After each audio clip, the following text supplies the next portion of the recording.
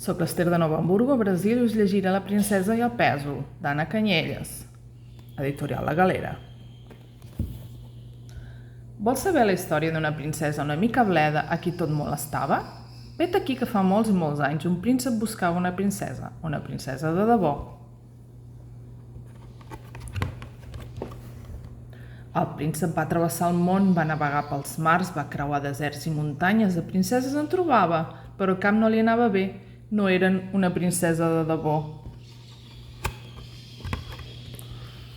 I com havia de ser la princesa que buscava? Rossa? Morena? Prima? Grassa? No ho sabia ben bé, totes eren boniques, però ell viatjava per trobar una princesa de debò.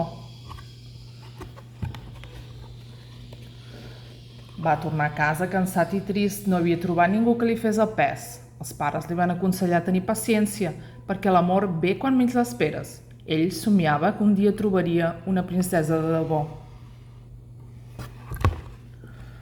El temps va anar passant i el príncep ja feia vida normal. Sols estava força bé, també, però de vegades somiava en una princesa de debò. Un vespre queia una tempesta que feia tremolar els vidres de palau. Una veu cridava des de fora: «Soc una princesa, deixeu-me entrar!» El príncep li va saltar al cor i sí, era una princesa de debò.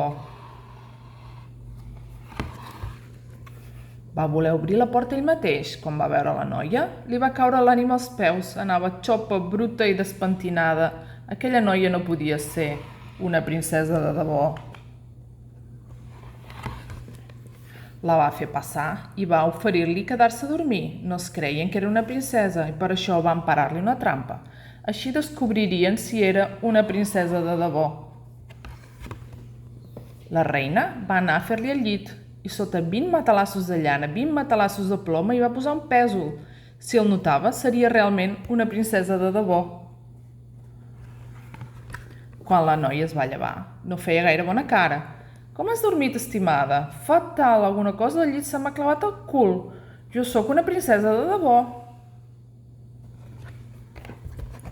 I ja sigui pel pèsol, perquè era llesta i simpàtica, i una figaflor a qui tot molestava, el príncep se'n va enamorar, i van ser molt feliços el príncep i la princesa de debò.